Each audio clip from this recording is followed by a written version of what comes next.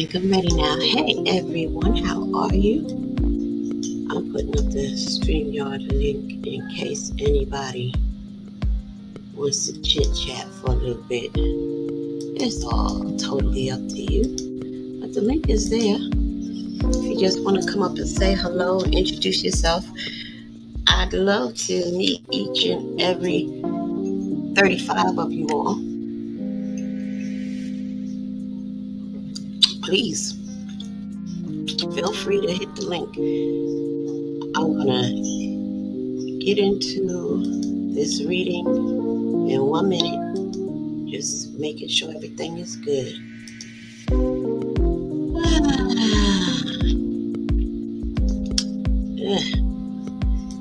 We are ready. We're going on chapter 18, which is called Living for the Weekend. Sounds like an OJ song. Living for the weekend. Wow, wow, wow. I always liked that song. It was like all slow and dragging while he's singing about the week. And then Friday night comes and the music speeds up. And then here comes Sunday night, Monday morning, and it's back to wow, wow, wow. All right. The promotional tour was a huge success. Not only was our single All This Love climbing the charts, but our album by the same name was also rising on the charts. We were interviewing for features in different magazines such as Ride On and Black Beat. Debarge mania was in full swing. Radio stations, just not in the United States, but also abroad, had our music playing in heavy rotation. There was huge demand for our single All This Love, as well as other cuts from the album. It was thrilling to watch the Billboard charts as we crossed over from R&B to pop. Yes, just as Mr. Gordy had predicted, Debarge was quickly becoming a household name. Our success made us extremely popular in the neighborhood as well as at my children's school. Management suggested I remove my girls from public school and place them into private school. It made perfect sense to both Tony and me, so we began searching for the right school. Regardless of the issues in our marriage, Tony was a great father. He helped tremendously with our girls during this busy time in our lives. He was there to fill in the gaps by cooking, cleaning, and ensuring the girls got back and forth to school. I was kept busy by the demands of the group. Further, Bobby would often call upon me to assist him with writing lyrics. He strongly believed in my songwriting abilities. Bobby also wanted my assistance in the studio singing background vocals. Whenever an occasion arose to work with other artists, I could always count on Bobby to summon me to the studio. At this time, he was working with a new Motown group called High Energy. The group consisted of 3 young ladies. The chairman had taken a lot of interest in promoting. He wanted Bobby to write and produce a song for the group. Bobby wanted and needed my assistance to write lyrics for a song he had composed entitled Hold On to My Love. He would faithfully pick me up each day and go into the studio, and I was honored to work so closely with him on this project. I was so proud of Bobby for many reasons. He appeared to be doing so well in all areas of his life. Since he had come off the road with Switch, he seemed to be a man of his word with regards to his drug use. His cocaine habit was a thing of the past, as far as I knew, and this made me very happy for my brother. I prayed Tommy would soon follow in Bobby's footsteps and kick his own drug habit. Bobby seemed content and to be holding up well, at least I was led to believe. The only thing I witnessed was him popping a pill every now and then. He justified this by stating it helped him deal with the pressures of life and his career. The pills helped him cope with everything troubling him. I learned he was taking Tusionex in pill form, and it did seem to have a calming effect. He just seemed to be in a good mood more often. This was a welcome relief from his wild and unpredictable mood swings. However, I had no idea how deeply he had come to depend on these pills. Working closely with him, I was about to find out firsthand. Thank you, James. Welcome back. Each day we spent together in the studio, it became more and more apparent that my brother had a spiraling pill addiction. Like any day, Bobby picked me up and we drove to the studio. As we were driving, I could not help but notice that Bobby did not seem his usual self. He was very quiet, his skin was pale, and he was withdrawn. He was also quite edgy and appeared physically sick. "What's wrong with you?" I asked, concerned. "I don't feel good," he softly replied without elaborating. I did not push the issue. I simply let it go, hoping the music would bring him out of his funk. However, it did not happen. Something was consuming Bobby, and his mind was far away from the studio and music. He was not concentrating at all during the session. I noticed he had reached into his pocket and pulled out a prescription bottle. He looked at the bottle as if contemplating whether he should take one of the pills. He then placed the bottle back into his pocket. Bobby began to hem and haw, then huff and puff until finally reaching into his pocket again and pulling out the same bottle. He opened the bottle, then proceeded to swallow a handful of pills. I was initially taken aback, thinking he may have taken too many. It did not take long for me to see a dramatic change in his appearance and demeanor. Bobby was himself again. I was amazed with how the color had suddenly returned to his face. His mood was now pleasant, and he became talkative. Finally, he was back to normal. "I need a favor from you, Bunny," Bobby stated directly. I looked at Bobby in a questioning manner. What favor did it for me? Then he revealed his answer. Bobby asked me to go to the doctor and get a written prescription for him. I was puzzled. Me go to the doctor, Bobby? You have pills. I saw you take them. Plus, I have no idea how to do that. I had heard of people doing such things, but it was not my cup of tea. Bobby began to explain he had a white girl who knew a doctor who would write out the prescription. "Then there you go," I replied, a bit irritated. "That's just it," Bobby began to sound desperate. "I can't go myself. I've been already. I can't get any more prescriptions. However, you can because it will be your first time in the office. All you have to say is you're from out of town. Tell them you haven't been to a doctor here yet and you have respiratory problems. Say you have bronchitis and the doctor you had in Michigan prescribed you Tussionex." I searched Bobby's face and realized he was dead serious. He had everything mapped out in his head. I could tell he was well rehearsed as far as this was concerned and adamant about me doing this for him. Knowing my brother, he certainly had no intentions on taking no for an answer. Bobby was on a roll and made it sound so easy. "Just like that?" I asked, looking at Bobby's grinning face. "That's all I have to say. What if he asks me for a doctor's name? What if he wants to call him?" I was hesitant. I had never done anything like this before. Bobby continued to reassure me the doctor would not resort to fact-checking. "He's a crooked doctor, Bunny. I have just gone as far as I can go with him. He can only write 3 prescriptions for a person. It must be someone new. No more prescriptions for me." I could see Bobby was desperate. Everything made total sense now. Bobby was running out of pills. It was crucial for him to get someone new to go to the doctor, and soon. As his sister, I felt obligated to help him, but I was apprehensive. "I don't know, Bobby," I said, shaking my head. felt sorry for my brother and was hoping there was a better way to handle the situation. Like, yeah, get him into drug treatment. Duh.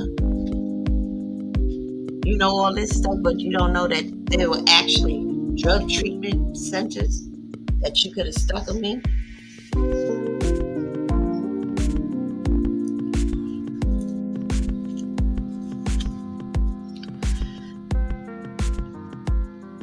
For a moment, my mind flashed to my children. Are you sure about this? I don't want to get into trouble. Bobby had always been a master at convincing people to go along with his plans and schemes. He could talk sweetness out of sugar, then sell it back to you. He finally succeeded in convincing me everything would be fine. He was adamant he would never ask me to do anything if he felt I would get into trouble. I knew this was something I had to ask my husband first. I managed to put Bobby off by telling him I would have to first ask Tony. If Tony approved, then I would do it. Bobby reluctantly agreed and handed me a few pills. For what? You trying to get her hooked? At this time, I did not believe Bobby was intentionally manipulating me. However, looking back over the situation, manipulation was exactly what he was doing.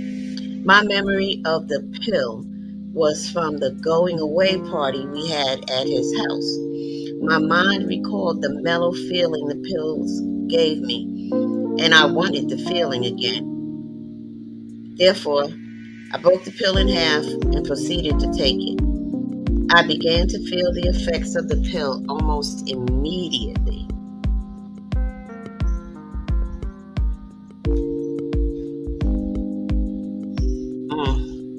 You know, she's recounting the story now, but in that moment, I guess, yeah, she recognized the changes in him, but, you know, she wasn't really connecting the dots. Because she's connecting the dots so well now, and if she connected the dots so well then as she is now in writing this book, she would have never took none of those pills, right? So, yeah, what a trip. It was a vocal day, and High Energy was in the studio completing background vocals. Bobby wanted my vocals on the background of the song along with the group. I needed to meet the girls first and at least feel comfortable singing with them. In addition, I was working on finishing up the lyrics to the song, Hold On Baby to My Love. After finishing the lyrics, Bobby had me do a rough lead. It did not take long to record the song for the lead singer of the group, who would in turn listen to and study it for our next studio session. Time went by very fast, but we had a lot of fun in the studio. It had been a very productive day. Before nightfall, we were heading back to my home. As we all walked up the stairs leading to my apartment, Bobby reminded me to talk with Tony about going to the doctor. You can go in the morning to the clinic with me. It's in Ventura, a little ways from here. So we toned to leave early. I need to know tonight, Bunny, so I can call the girl and tell her to expect us. I began to plot in my mind how best to present this scheme to Tony. Not completely sure if Tony would go along, I handed Bobby the pill he had given me earlier. You give the pill to Tony first. I will ask him about going to Ventura later on tonight, I stated, still not sure how my husband would respond. This is just weird shit, man.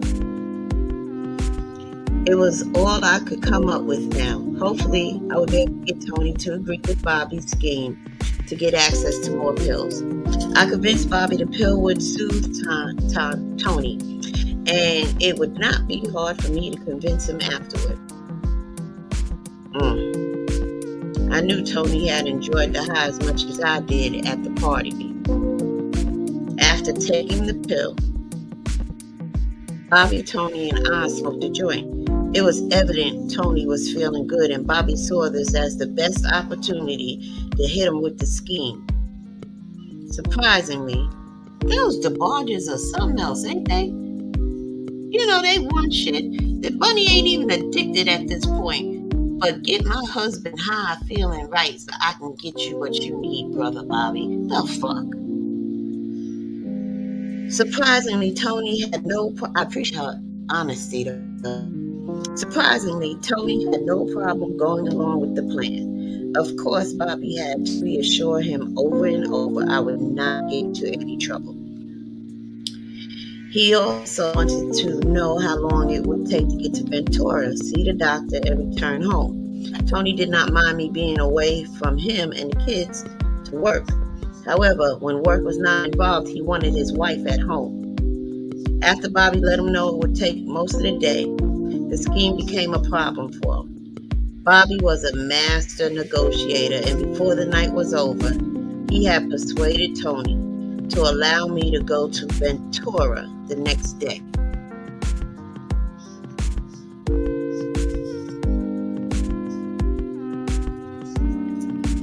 Early the next morning, Bobby drove to my apartment and picked me up. Ventura was at least an hour away on a good day. By now, I had become accustomed to everything being far apart and spread out in California. It was also very crowded on the freeway, and Bobby was getting worked up. We cannot miss this appointment, he kept stating, clearly stated. Why is this traffic at a standstill? Move, move, he yelled at the car window. I hate it when it gets like this. Yoo-hoo, move, people. I could sense Bobby's patience had run its course and hated when he had these meltdowns, especially while driving. Enraged, he floored the car and drove over the shoulder of the freeway and proceeded to drive at full speed. Horns blew and people began yelling profane words from their vehicles. Bobby leaned out the window and cursed back at the other drivers. Scared nearly to death, I sat in the passenger seat with my hands covering my ears and my feet pressing down on the floor as if there were brakes on me. Bobby, what are you doing? We're going to jail. Bobby paid me no mind as he continued driving wildly and having verbal altercations with the other drivers. I was beyond furious with him, but he did not seem to care. The ride to Ventura was dangerous and extremely stressful. Bobby's foot must have remained pressed down, pedal to the metal, until he saw the sign that read, Ventura City Limits. I can ease up now, Bobby stated with a huge sigh of relief. We're here now. Fury was all in my eyes. I cannot believe you did that. Believe it, Bunny, we had to make this appointment today or we would have to wait until next week, Bobby stated contemptuously while not batting an eye. Like, bitch, I need my shit. And if I gotta drive over 50, 60 cars in the middle of traffic on the freeway to get to the appointment, that's what I'm gonna do.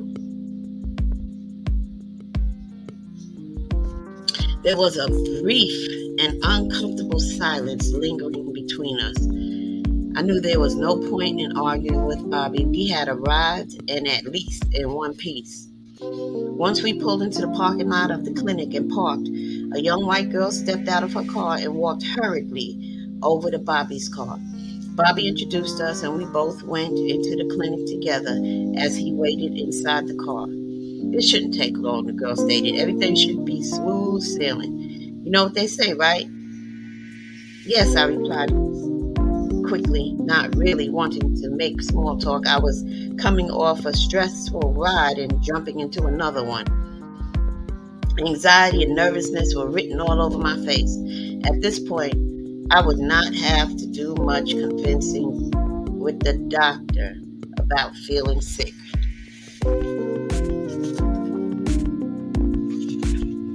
That's how it was written. At this point, I would not have to do much convincing with the doctor. Oh, yeah. At this point, I would not have to do much convincing with the doctor about feeling sick. Which should not be there, convincing the doctor. There's nothing to be afraid of, she stated nonchalantly while repeating everything Bobby had rehearsed with me earlier. The doctor knows you aren't really telling him the truth. He can only do so many prescriptions for one person, and I'm afraid your brother has reached his limit. She strode casually up to the reception's desk, signed in, then took a seat in the waiting room. I followed suit and sat next to her and patiently waited to see the doctor. Before long, her name was called by the nurse. She went into the back office, leaving me to sit by myself and get lost in my thoughts.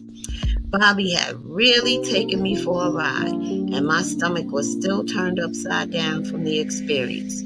One thing for sure, I wanted the day to hurry up and end. I was eager to get back to the safety of my home, my husband, and my children. What had these pills done to my brother to cause him to drive like a bat out of hell with no regard for his life or the life of others? It did not take long for the same nurse to call me to the back to see the doctor. I was very flat, monotone as I recited the script. My indifference seemed to float straight over his head. He had very little to say as he listened to my heartbeat and asked me to cough. Then I watched as he scribbled out a prescription and handed it to me. You have 3 real refills, Mrs. Jordan. Take them as I walked out of the room. Folks with crooked doctors, huh?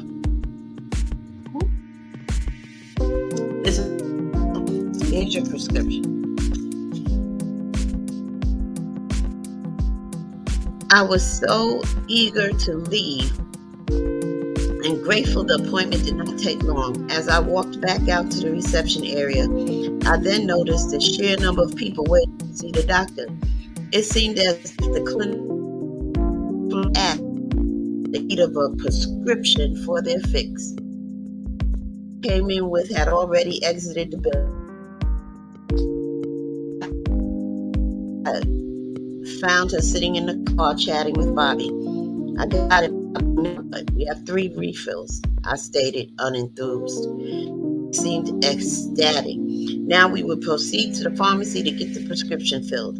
The girl agreed to meet us at the pharmacy. In addition to the prescription, he was also buying her prescription. Damn.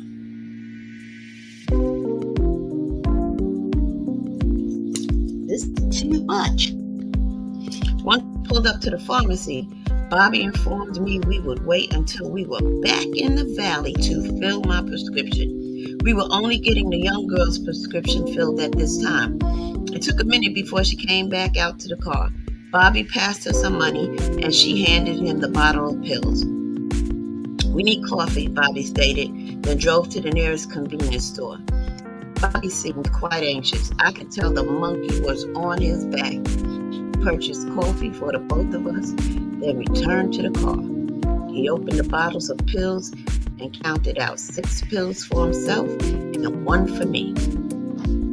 Here, take it with your coffee. It will hit your system faster.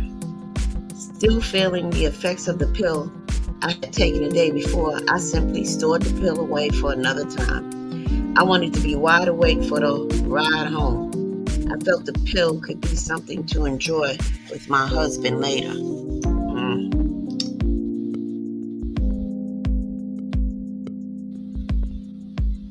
Okay. We were back on the freeway, and I must say the ride home was pleasant. We were the music. Before dropping me off at home, Bobby stopped by the pharmacy to have me fill a prescription. He then shared some of the pills with me.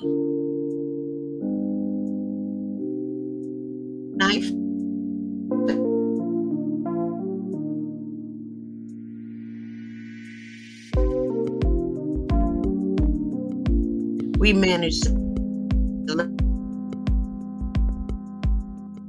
too familiar with the level of my brother's impairment.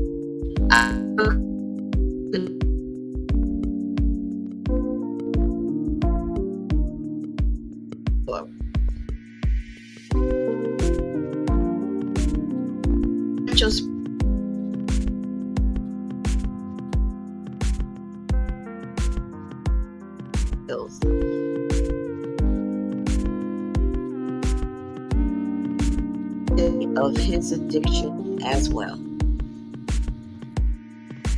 This week when it came to Bobby, plain and simple. I have said no to him knowing he had gone too far just by his actions alone.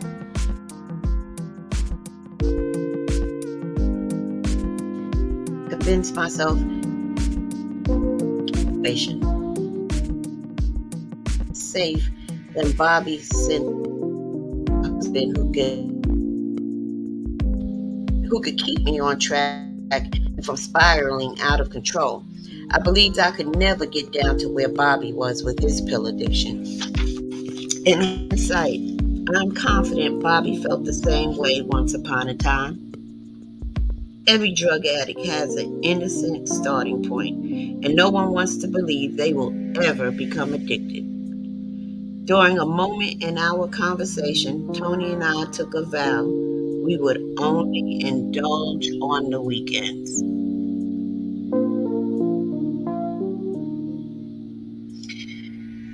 So, do y'all understand? I'm cutting in and out.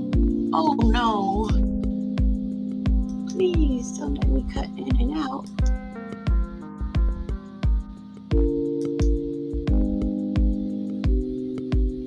Am I still cutting in and out?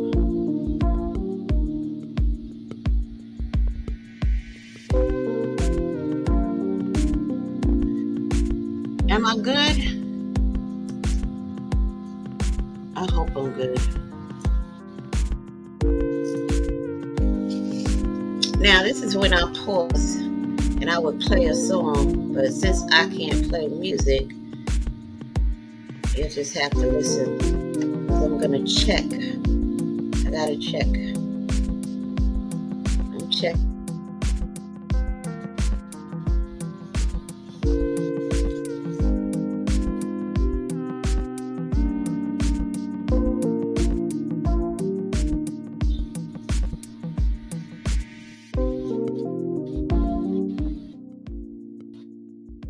I didn't realize it was that loud.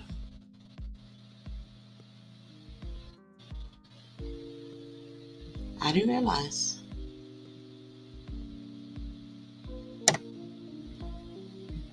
It must move because I know I didn't have it that loud. All right, getting back.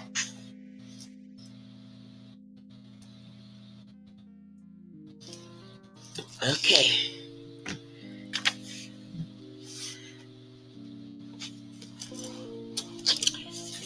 So Tony and I took a vow we would only indulge on the weekends. Listen, if you don't get high all week, but you get high every weekend, you're an addict. But in their dysfunctional mind, it's like, we're never gonna be like Bobby. He has a problem. We'll hours on the weekends.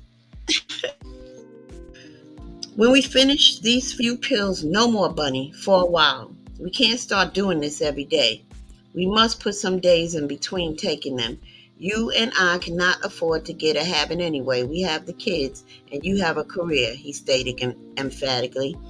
Okay, I responded, relieved he would take the lead and keep us on track. I'm with you, and you're absolutely right. Looking out for our best interest. Figured once on.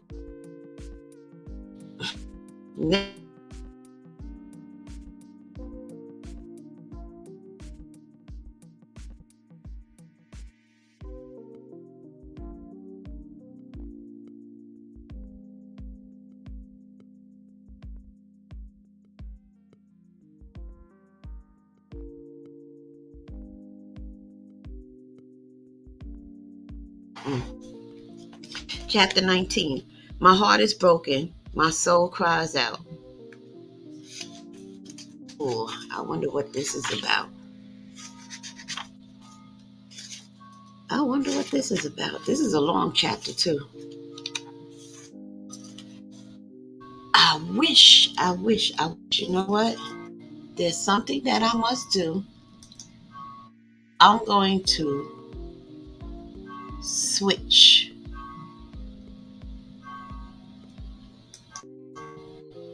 this whack music and listen to this while I take care of something. This is a long chapter, and I got all night, but I must get something to drink because doing all this talking makes your throat dry, your mouth dry.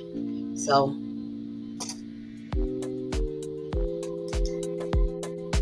let me break. I'll be right back.